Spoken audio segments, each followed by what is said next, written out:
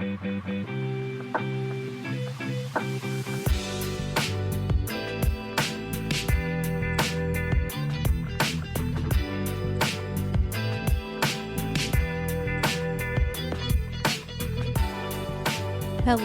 friends.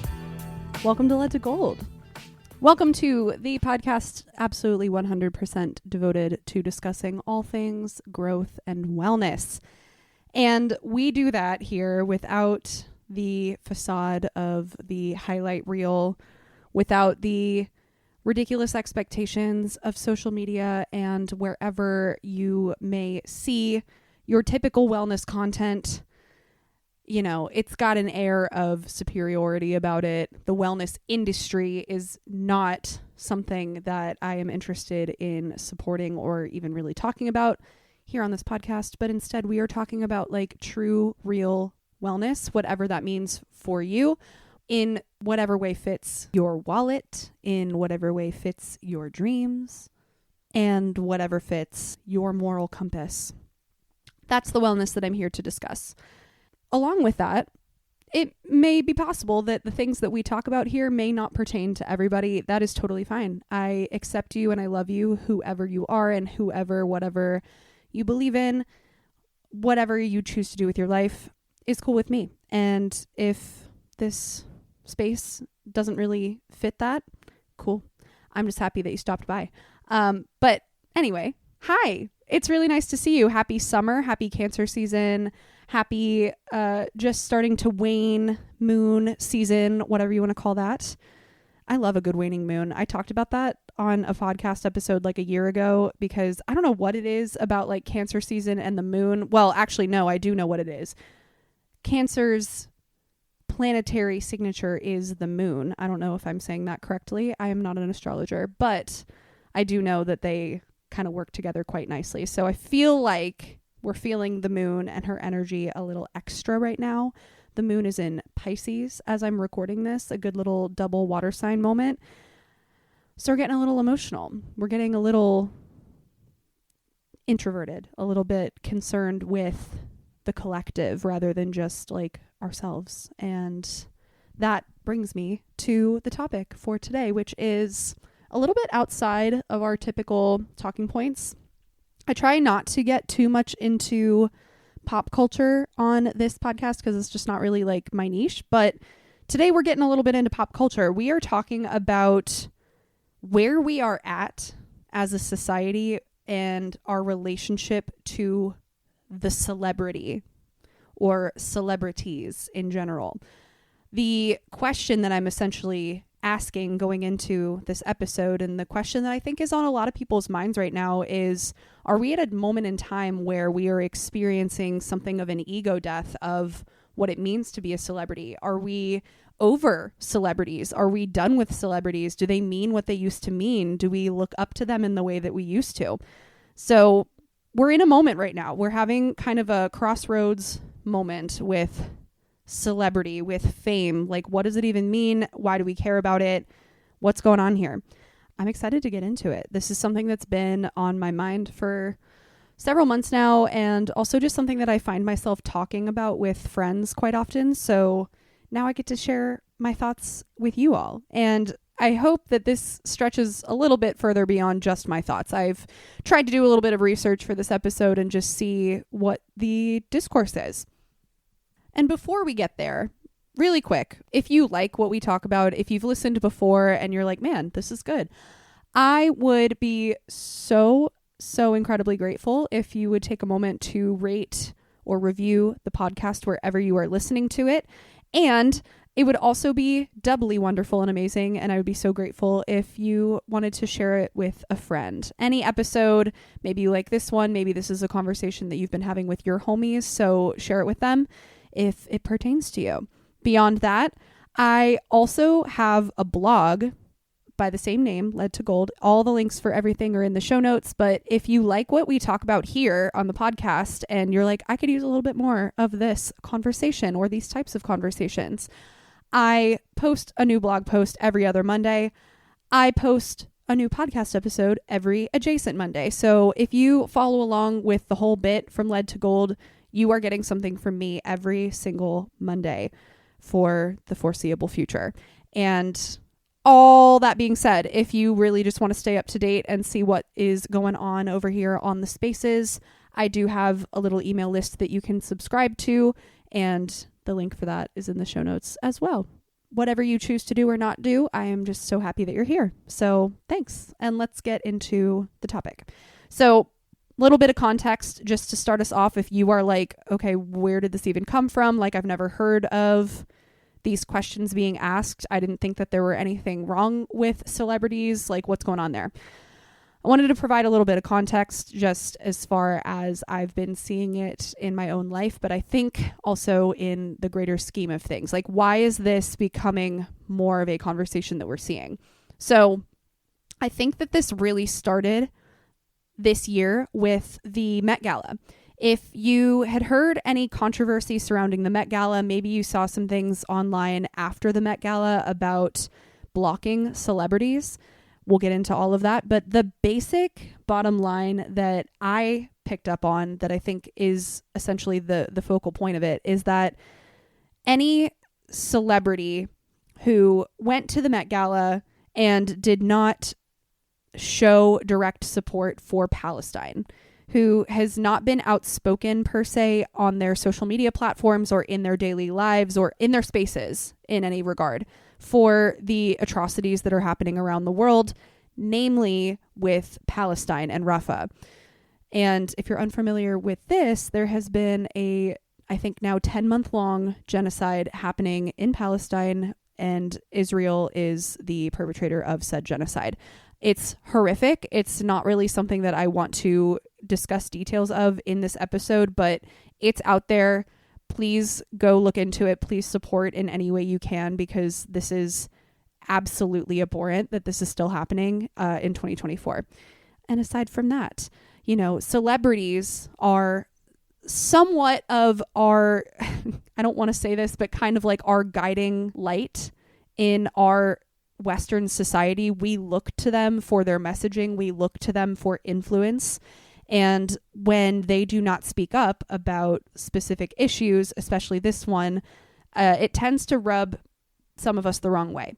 So after the Met Gala, right, this was also coinciding with a major attack on Rafah, which is a town in southern Palestine. There was not any really discourse happening about how horrible this is going on at this celebrity event. So not only that, but it just seems very dystopian, and it feels very weird to have this ridiculously posh event that costs, I don't even know, like $20,000 per person to attend. They are dressed in the utmost highest designer clothing they could possibly be dressed in. Each of their outfits probably cost 2 to 3 times to 5 times as much as the tickets to the event itself.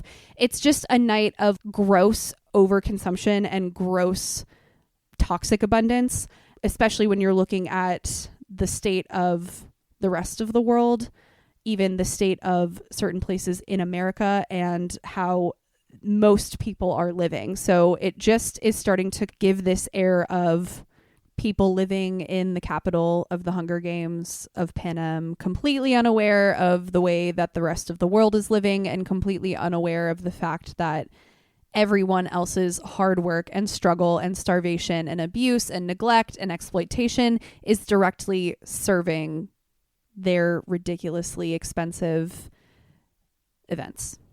Does that make sense? That's what it's starting to give. And a lot of people are getting really tired of it. So obviously ruffled a lot of feathers. There was even this one kind of small TikTok celebrity issue that went down during the Met Gala. She was invited. I don't even remember her name. It's kind of a weird name, but she was again like dressed in this sort of capital-esque attire for the Met Gala, because that's what it all looks like. It's all costumey and just way above and beyond and over the top. And she posted a TikTok of the sound bite from the Marie Antoinette movie saying, "Let them eat cake." And if you are a person who went through public schooling in America, you know what Marie Antoinette stood for, and you know what "let them eat cake" means. If you need a very brief explanation, it's basically just to say, you're so out of touch with how common folk are living that she didn't even recognize, Marie Antoinette didn't even recognize that they didn't have anything to eat. So she was like, okay, well then just let them eat cake. It's very disputed whether or not this was actually said, but it has gone down in history as just the pinnacle out of touch response to something. So anyway, this TikToker made a video dressed in her outfit saying this thing, and she received major backlash for having done so, deleted the video, attempted an apology video, which we all know how that goes when celebrities try to do apology videos. And lo and behold, that was just one small example in a large sea of people being upset with celebrities for their non-action and not speaking up about major world issues. So there's that whole thing. And then following the Met Gala, an internet trend started called Block Party or Block 2024. There's a couple different names for it, but the basic idea behind that was that everybody on their social medias, particularly on Instagram, would unfollow and block all celebrities that refuse to speak up about Palestine. So it's specifically to that notion, but you could really take this in any direction you want. There were several accounts that became widely shared that would give lists of all of the celebrities to block that were being silent on these issues. And a lot of people followed suit. Apparently, the Kardashians lost collectively like tens of millions of followers just in a few days.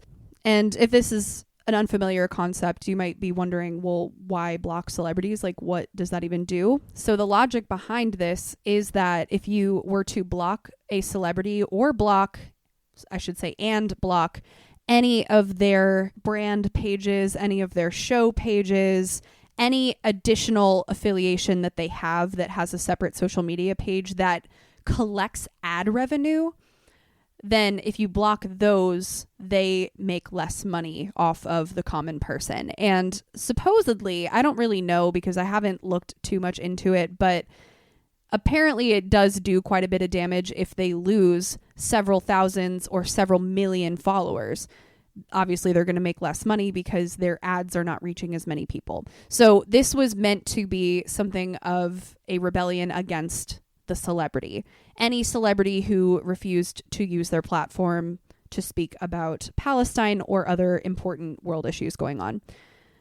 So, all of that being said, this is sort of the catalyst for the conversation of the death of the celebrity, but I wanted to also just touch on a couple other little minor things here and there that are going on, just in conversations that I've had with friends.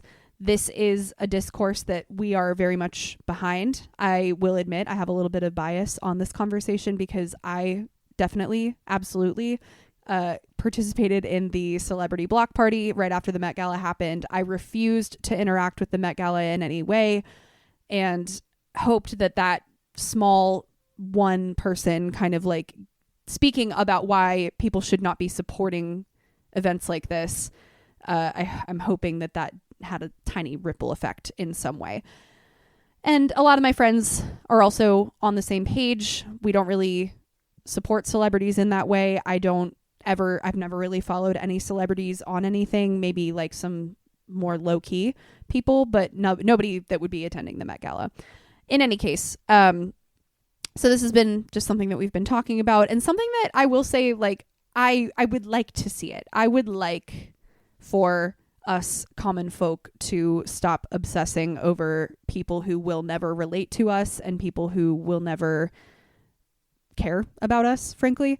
And aside from that, the last thing that I'll kind of touch on just as far as context, and this is a little bit of an astrology side note, but I do think it's worth mentioning. This was another thing I was talking to some friends about, how Pluto is now in Aquarius. And if you want to read my blog post, I'll have it linked in the show notes about what this means. In short, Pluto in Aquarius is a signature that kind of represents a death and a rebirth of the ways that we do things. Aquarius symbolizes collective thinking. It symbolizes technology. It symbolizes outside of the box thinking. It symbolizes rebellion. There's a lot of things that we could take this to mean. And Pluto as a planet stays in different signs for upwards of 20 years. So while Pluto is going into retrograde shortly and will kind of like touch back into Capricorn for just a month or so at the end of this year, once that is over, it's going right back into Aquarius, and it is staying there until 2044. So in short, if you're an astrology person, this could mean a lot of progressive and collective change over the next 20 years. I would like to point out the last time that Pluto was in Aquarius, we had both the French and American revolutions. And oh my gosh, we just talked about the French Revolution really quick for a second, right? Marie Antoinette, she's kind of having like a little bit of a resurgence. So I don't know, are we giving the figurative guillotine to celebrities? Who's to say? But let's talk about it. I want to start with a little bit of the background that I felt was necessary to fully answer this question. And it comes with a couple additional questions.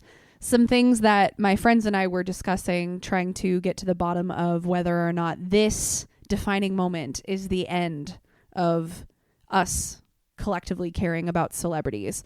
The first thing that we had to wonder was, have we always had celebrities? Because if you think about it, and the way that I was approaching this question is, well, I think of most celebrities as musicians, actors, actresses, people in Hollywood, like people in the big industries of film and television and music.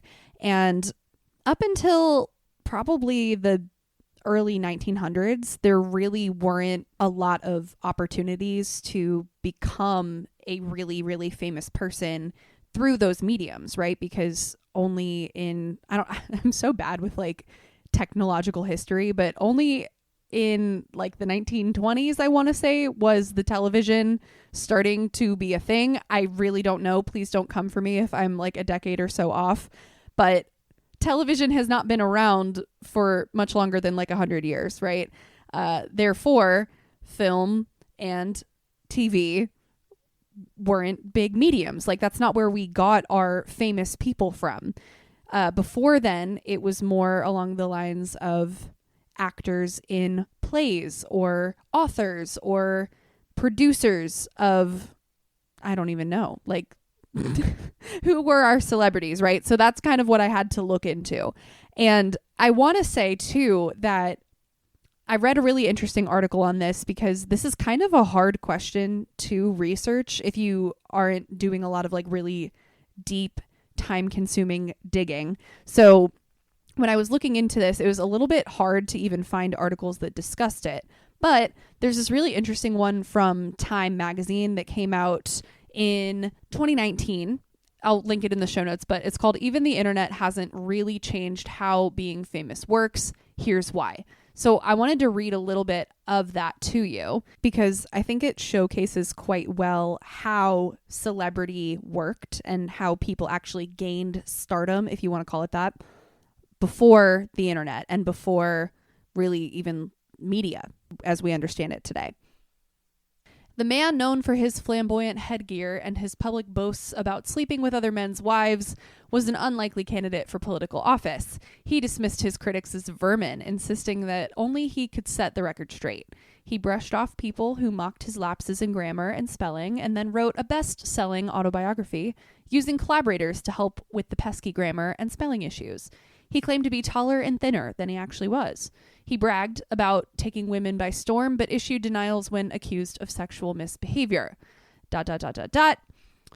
I refer, of course, to Davy Crockett, who passed away in 1836, whose career, in many ways, anticipates that of 21st century celebrity politician Donald Trump. Haha. The similarities between Donald Trump and Davy Crockett's celebrity exist because the internet did not invent celebrity culture, and because Hollywood did not create the star system. 21st century social media platforms and 20th century entertainment industries simply capitalized on a much older phenomenon spawned by a nexus of popular journalism, commercial photography, and newly rapid forms of travel. Yes, celebrity culture has changed over the last 200 years. The theatrical culture that in the 19th century gave rise to the first global celebrities distributed autonomy and influence fairly evenly among actors, audiences, playwrights, and critics. The Hollywood studio system shifted the balance of power by concentrating control in studio heads. How we gender and value celebrity has shifted. In the 19th century, the typical celebrity was a mature man venerated for his professional accomplishments. By the early 21st century, the typical celebrity was a young woman judged primarily on her appearance and likely to find her success derided and dismissed, even when it was the result of exceptional talent. When norms change and new media takes off, public may temporarily find themselves more influential, stars may briefly acquire more clout, media companies may momentarily seize the upper hand, but such shifts do not magically transform any drama into a monologue. Celebrity culture exists only when the public, media producers, and well-known individuals engage with one another. If one group were to drop out or ignore the others, celebrity and fandom would disappear. Precisely because no one group or individual controls the drama of celebrity, each of us has a limited but real role to play in shaping the course it takes. And this is all from a book titled The Drama of Celebrity by Sharon Marcus. And this, it looks like, was just a little snippet that was published on Time magazine. So again, link for that is in the show notes if you want to read the whole thing. I just thought this was super interesting in presenting how this status has evolved because, again, of course, the way that the celebrity was viewed however many years ago, aka before television, before film, before like real music as we understand it today, was its own industry. There were, of course, undoubtedly still famous people, but the way that we related to them may have been a little bit different. Without constant access to a celebrity figure, without being able to kind of peer into their private life, or at least feel like we are doing so with what we have in social media nowadays, the ability to follow real celebrities, and whether or not they're managed by a social media manager is neither here nor there. We still kind of have that feeling of like knowing what's going on in their lives, which creates the all too common and very hot topic right now of parasocial relationships, which we'll get into in a little bit. My point is, being able to do that now gives us a very, very different sense of relationship to a celebrity than people would have had 100, 200 years ago. And I think this is important to mention just because even though we have essentially, yes, always had celebrities or famous people, our access to them and our supposed relationship to them has not been what it is today. This is a relatively new phenomenon. So my second research question was to investigate a little bit about why we are so drawn to celebrities. And before I even looked into this, I think the short answer and the thing that most people would probably comment on is that we look to celebrities for their influence and what they are doing because whatever they are doing is deemed cool or popular or in fashion, whatever you might think, depending on the celebrities that you're interested in following. But an article from Psychologues, which is also linked in the show notes, points to basically 4 categories that will explain why we are attracted to the celebrity lifestyle and why we tend to obsess in certain cases over certain celebrities. The first one is an escape. So I'll just give briefly what they say here. A celebrity's life represents only the positive side of life, like glamour, luxury, excitement, and success. And of course, doubled with what we see on social media, they, above all else, are only showing us their quote unquote highlight reel, which is, again, something that I kind of try to push back on, something that I think a lot of people would probably be better off with if we as a society were pushing back on this idea that we only showcase the best parts of our lives because it builds unhealthy expectations, which we'll also get to. The second thing that this article points to is identity and belonging. So people usually get attracted to the lifestyle of a celebrity and try to adopt some of the practices that they follow. That's why you oftentimes would see on the Vogue YouTube channel a lot of celebrities' skincare routines or their makeup routines. In this sense, the normal individual does not have his or her own identity. Rather, they're taking inspiration from the celebrity to form a basis for their own identity or their own way of doing things. The third is connection. So the way that celebrities express themselves in interviews, talk shows, and or podcasts inspires common individuals to make connection with them. So when we hear celebrities and famous people talking about their own points of view on things, we will either agree or disagree with them. And typically when we are following and supporting people, celebrities that we like, we agree with a lot of what they have to say. So that establishes a bond in some ways. Again, with the parasocial relationship aspect that we're seeing more and more now, if a celebrity has the same opinions that we do, or they talk about things in a similar way that we might, then we're more likely to feel like we are actually physically, maybe not physically, but we're close to them and that we could be friends with them if they knew us in real life. So sometimes that can be healthy, sometimes not. The final thing that this article points to is social comparison, or the human tendency to compare oneself to others. And this is an important factor in popular trends for celebrities.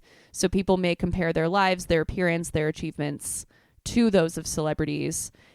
This makes me think of when we hear about up and coming artists that are younger than us and we're like, oh my God, what am I doing with my life? Sabrina Carpenter is 23 and I'm 27. I actually have no idea how old Sabrina Carpenter is, but pretty sure she's younger than me. Anyway, you think about those things and you're like comparing your own life and your own successes to those of a celebrity.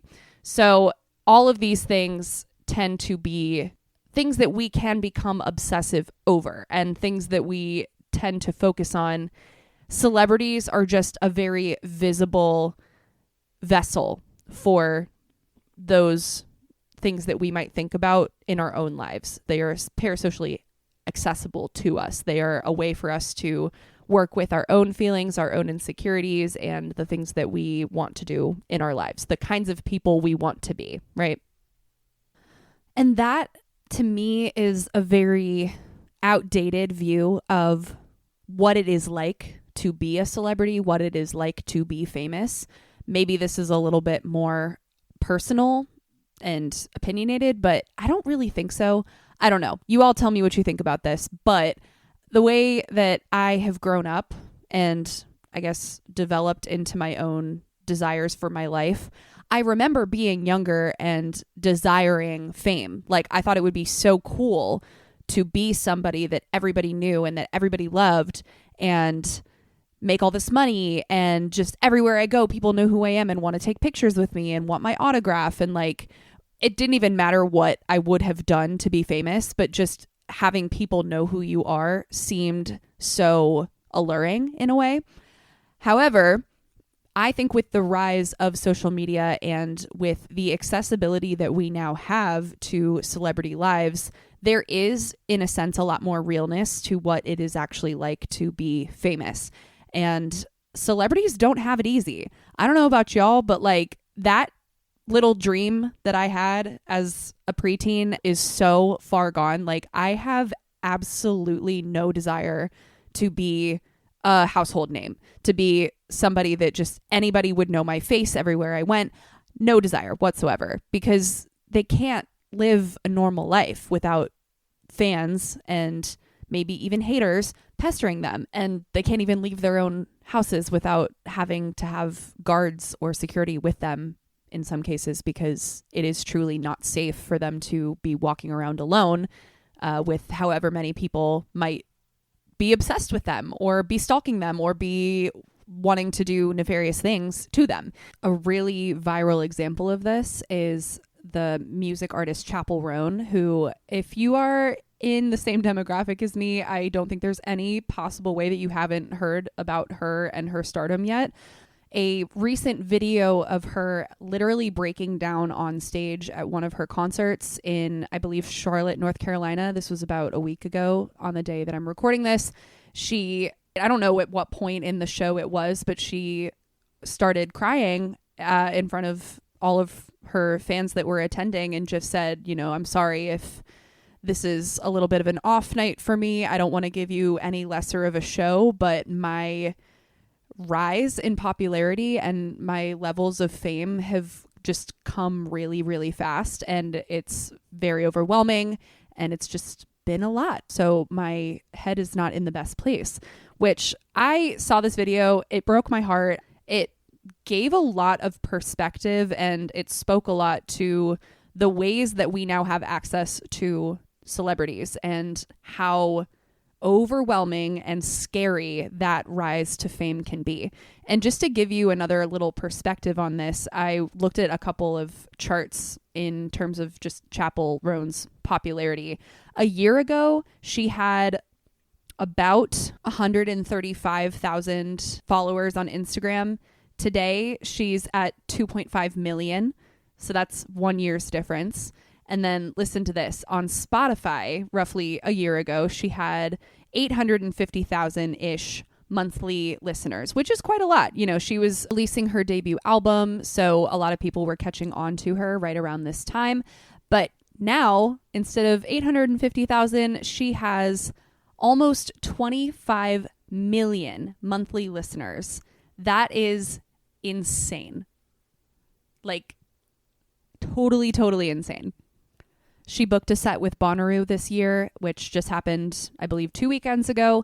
And her fame skyrocketed so quickly in the time that she booked it to when the event actually happened that they had to move her stage from a tent to one of the major event stages because there would have been a literal riot in the tent if they tried to fit her in there.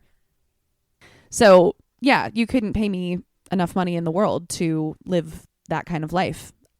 I'm not saying that's every celebrity. It's certainly not every celebrity that I have had any amount of parasocial relationship with. However, there is still that aspect of just everything about you being subject to critique, being subject to personalization and copying, and everybody having to comment on it. And that's just not a life that sounds fun or cool or worth it to me.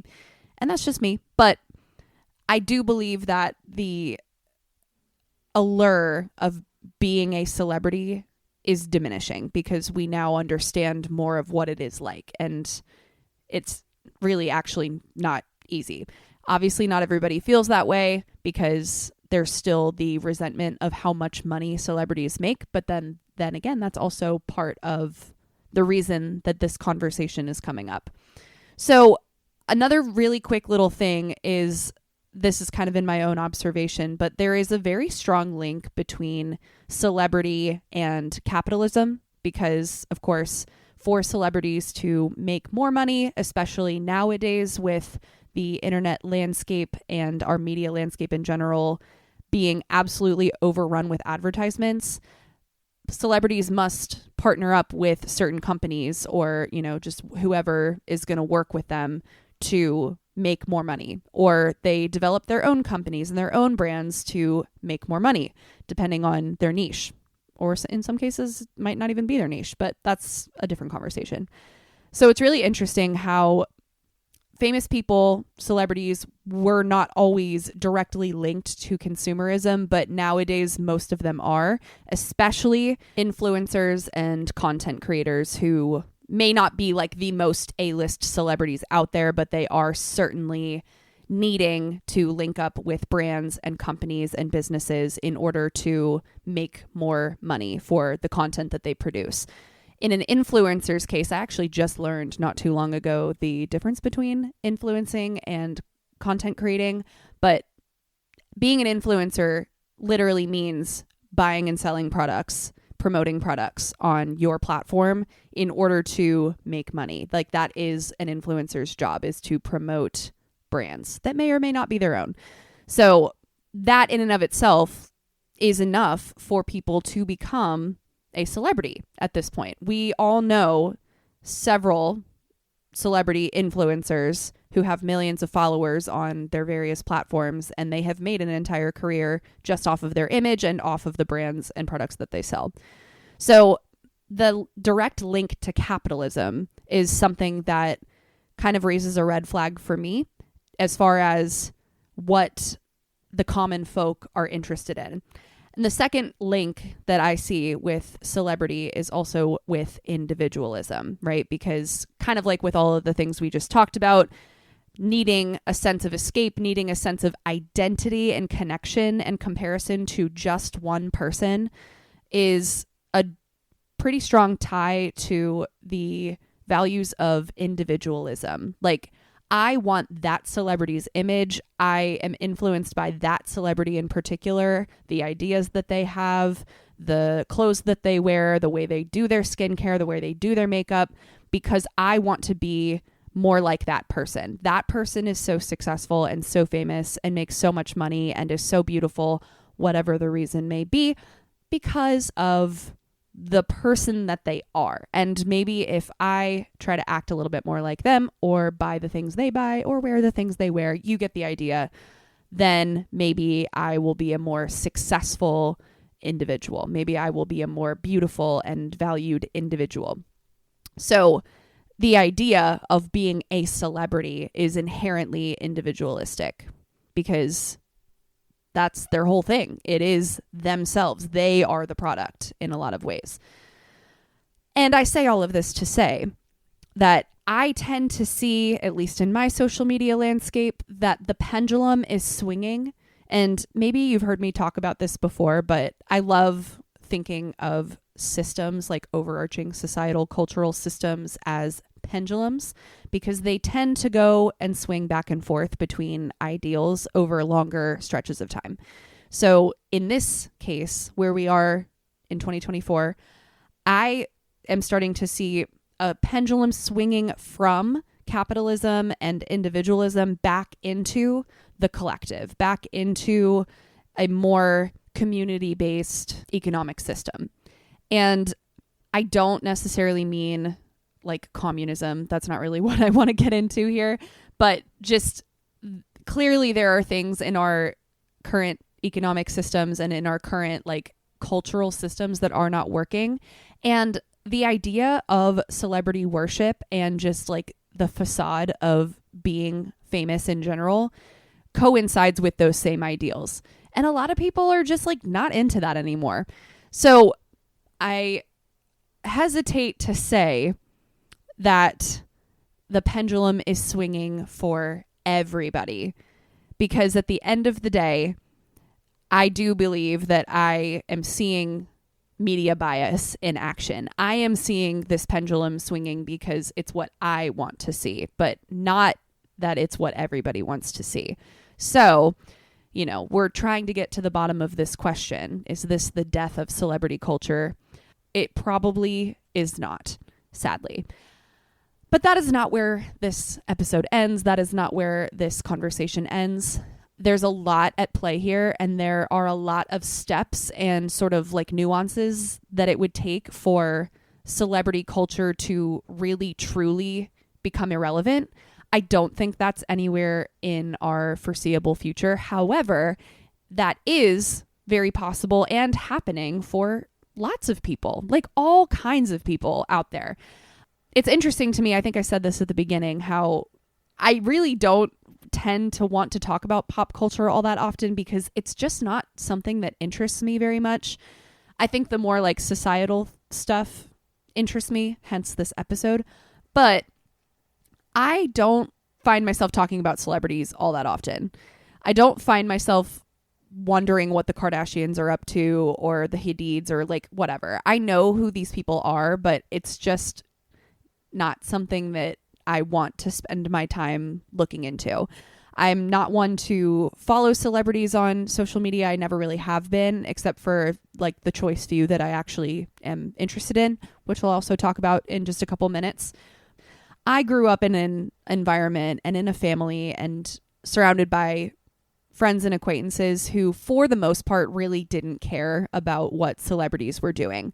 So it's fully true and fully possible that this idea and this like nonchalance around celebrities could become more widespread. It just depends on what the larger collective is interested in.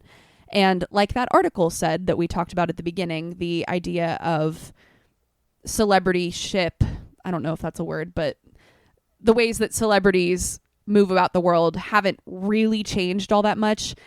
And it's largely just because it is what the collective is interested in. As long as there is a collective desire to know what's going on in the lives of the rich and the famous, then we will continue to have celebrity culture. I think that's kind of the bottom line. As long as we have a strong access to celebrity lives as well, this will also continue. So it's interesting to think about, and it's interesting to imagine a near future in which people don't follow celebrities like they do now. I don't know that this is really ever going to be something that our society or government will ever think needs to be quote unquote solved or mitigated. So as long as we kind of have that free option of following or not following, it's going to probably stay largely the same, even with all of the speculation and denouncement of the ways that celebrities choose to not speak up about world issues and choose to stay out of touch and up there in the capital of Panem while the rest of us are out here in the districts. You know what I'm saying? Whether or not you see it that way, or whether or not this is at all making you think differently about your relationship to any celebrity, or just like the idea of celebrity culture in general, is not my business, frankly. And I'm also not saying all of this to try to necessarily change anyone's mind, but maybe just to offer a different perspective on what this really means and like why we do this in the first place as a culture. And then here's where I'm going to get a little bit perhaps hypocritical and kind of call myself out, because I could sit here all day and talk about how weird I think it is that we are so obsessed with celebrities, and how strange that we have so many pop culture themed podcasts, and like, who cares at the end of the day? Just like live your own life. That's my own personal opinion. However, of course, because I am a human living in America, I still have celebrities that I like and support. If you keep up with Lead to Gold, then you would know that my last blog post was completely and 100% about the most recent Charlie XCX and Lorde collab on the song Girl So Confusing. So yeah, like I love a good celebrity moment. I love music. I support tons of artists and celebrities. And to some degree, as I've been alluding to, it's kind of just unavoidable to support celebrities. I think what is important, and this is, again, like me kind of telling on myself, but I also just, in the interest of being real in this conversation, I think it's important to acknowledge when relationships / parasocial relationships to celebrities get a little bit carried away and, you know, kind of question, why do we support certain people? So this might be a smaller example. This seems to me to be something that a lot of people really are unaware of, and you might not even know this person, but for years, probably for upwards of 5 years now, my favorite YouTuber has been Cody Ko. And recently, I shouldn't even say recently because this has kind of been out there for a while, but most recently, one of his exes came out and talked about how they had relations with one another when she was 17 and he was 25. And it's weird and it's questionable and it's very like sticky when you find yourself as a fan of somebody in a position of whether or not to continue supporting them. And I hate to say this, but I'm being abundantly honest when I say, like, I heard about this and I didn't unfollow him or stop supporting him right away. The thing that made me eventually unfollow and block and stop supporting anything that he creates or does was hearing his ex talk about just how sad and disappointed she was in seeing the public's reaction to this whole situation, like the news getting out, her kind of exposing him and talking about it, because he is such a quote unquote well-liked guy and he comes off as a family man. He's very positive. He's very wholesome, largely. Because he is so well-liked, so fewer people were willing to stop supporting him and instead would blame her or say that, oh, well, she has a history of being problematic, so why should I believe her? She's probably just lying. And this is not something that people lie about. This is not something that even a quote unquote problematic person would lie about if it happened to them. So after hearing that, I just was like, this sucks, and it's not to say that it's only celebrities who would do something like this. In fact, it's quite the opposite. It's like, this is the other kind of weird parasocial thing that we have going on with celebrities that we follow, is realizing that the way that we respond to celebrities doing bad things says a lot about the ways that we would respond to somebody we know personally doing that said bad thing. When I still support a YouTuber who has slept with a minor and now refuses to speak up about it or talk about it or own it or really have any sort of response that would show that he is remorseful for his actions, who's to say that I wouldn't stay friends with a person in real life who would do the same thing? This is where I think our parasocial relationships can get really sticky and weird and potentially problematic. And I'm owning up to it in this situation because it's something that I'm now sifting through in my own inner work. I have to sit with that and be like, well, why did it take me so long to decide that I wasn't going to support this person any longer? Like, what allegiance do I owe to this person who will never know me, who lives across the country from me? And, what is this? What am I really doing here? So yeah, it's a hard conversation to have with yourself, but I do believe that it's a necessary one. And I do believe that it is absolutely worth questioning why we support certain people and how far does that really go? Like, could there be other things that are more impactful and supportive to our livelihoods? Could we be spending our time more wisely and more effectively elsewhere? That is all up for you to decide at the end of the day. It's all up to you, but it is, I think, worth considering. So if this is something that interests you, if this is something that you want to kind of look into further, I would say the first step in the process of questioning your relationship to celebrity culture is just to, again, question this. Maybe journal about it. What are the types of celebrities that you support? And what does that ultimately do for you? Is it helpful to you? Is it impactful to you? Because again, as much as I have kind of erred on like the negative side of this relationship, I absolutely do not want to get it twisted that sometimes there is positive influence that comes out of this. Even with somebody like Cody Ko, before I knew what his past was like, I would say that I had a beneficial influence from him because I used to watch his training videos and they inspired me to get more in shape and be more consistent with my workouts. So like, that's just one small example, but I'm in no way suggesting that any parasocial relationship is inherently bad. Just question, why do you like following this person? Why do you like supporting this person? And what does it provide for you? Like, is there a reciprocity in this relationship? Reciprocity, side note, has been a really big word in my life lately, which might be a future episode. But anyway, start there. And if you do come to find that there are some unhelpful, maybe even harmful parasocial relationships going on, or just like celebrities that you follow that you're like, why do I follow this person? If they make me feel like shit, if they make me hate my body, or if they're selling useless products that I'm never going to buy and I'm not interested in. If you find yourself in that realm at all, easy things to do.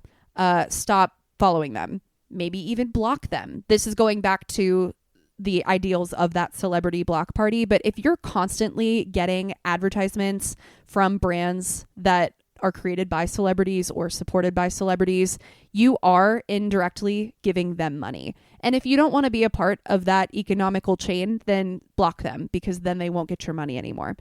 It might make your algorithm a little weird for a few days. That's something that I discovered would indeed happen once you start doing it more and more. But then there's just that little step of, clearing your cache, resetting what you actually see and like engaging with things by saying you're interested or not interested. That's all stuff you can do on Instagram.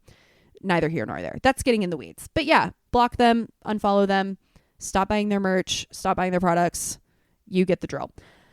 And then the last thing I will say, I think hopefully the most effective part of this process is that instead of giving your undevoted time and attention to celebrities who don't know you and will never know you, focus instead on people in your real waking life who are inspiring to you. Perhaps in different ways, perhaps they don't give you the same content that you're used to getting from these celebrities, but they're more beneficial and they're more meaningful no matter what your relationship to this person is. Maybe you have a friend who is an artist. Ask them about it. Buy their art.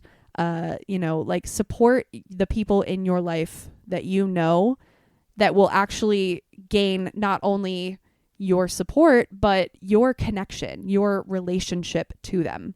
Because ultimately that's going to serve both of you. And that is that reciprocity piece that I just touched on a few minutes ago. Final things just to think about on this is if you have any suggestions or if this is something that you have experienced in your own life or that you've been questioning recently, I would absolutely love to hear from you. And I would love to know if you have any other strategies for mitigating the parasocial weirdness that has become our online experience. Maybe it's not your experience at all. And if that's the case, I would also love to hear from you too. Let me know like how this all lands for you. I just appreciate you getting this far if you have. And at the end of the day, it is ultimately your choice.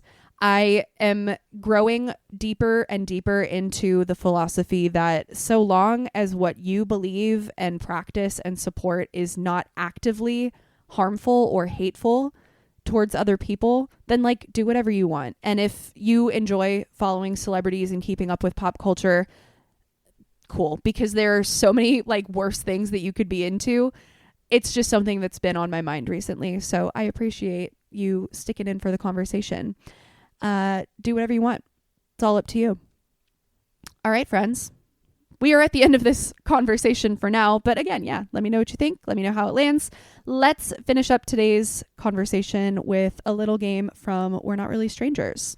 While I grab my cards, you grab your journal if you don't already have it in front of you, and I always invite and welcome you to journal along to whatever little prompt we get here today. So let's see what we got. Ooh, okay, this one gets kind of deep, you guys, but we're going to get into it. Has an apology ever stuck with you to this day or a lack thereof? If so, why? Dang. Okay, so my short answer to this is yes. There's probably several, but the one that's coming to me right now is one time when I was still living at home with my parents, and I think this was during COVID, but it was tumultuous to say the least, and I definitely was already kind of in the scheming of getting out of there. But I remember there was one night where I was having an argument with probably both my parents, but my mom in particular, and I just like couldn't stay in the house anymore. So I left, and I had never really had like an outburst like that before, but I was just like, I need to get out of here. So I left and drove around sobbing in my car in the rain probably for like 2 or 3 hours. And I didn't tell them where I was going. But after I drove around and like calmed down for a while, I texted her this big long thing because I remember the thing that hurt the most was just she called my anxiety an excuse. Which obviously was painful if you have been there in your own life. But I texted her from wherever I was, and I was just like, hey, like, don't ever say anything like that to me again, because I didn't choose this and I would never put it on anybody. And it is 100% not an excuse for the way that I act or react. And I would just really appreciate if you didn't talk to me like that anymore. Thanks. So yeah, I think she texted me back and said, I'm sorry, and asked me to come home. And then eventually we came home. But really the thing that I remember about this was that it did not feel like a genuine apology. It just kind of felt like, okay, I need you to come home because I'm worried about you. So sorry, and please come home. But then, yeah, we like tried to talk it out, and it just didn't really, I don't know if we really got through to each other. So that's one that kind of still sticks in my brain, is like, yeah, there's some tension there. But, you know, sometimes that happens. At least there was an attempt on both ends, and maybe we'll continue to work on it in the future. I don't know, but I am curious for you if there's ever been a situation where somebody apologized well, like really, really well, to the point where it helped you to learn how to apologize to others or to practice forgiveness. And if not, maybe what you're hoping for. Like, is there an apology that you're waiting for that you haven't gotten? Let's talk about it. I would love to know. I know that's a little bit of a hard-hitting one, but if you're eager to share, you can absolutely share in my DMs or wherever, my email, if you want to reach out. You got it all down there in the show notes. So anyway, thank you so much for being here. As I've said, this was a little bit of an off-the-cuff one, but a good one, I hope. And I hope it was something to get you thinking, maybe about the way that you're practicing things in your life. And if not, that's cool too. I just, like I said, appreciate you hanging out for this episode. And until next time, treat yourself well, get out of the heat, stay cool. If you're on the Southern Hemisphere, I hope you're enjoying it down there, because it is hot as hell up here in Virginia right now. But that's okay. We're enjoying that too. I love you guys so much. I will talk to you pretty soon, and bye-bye.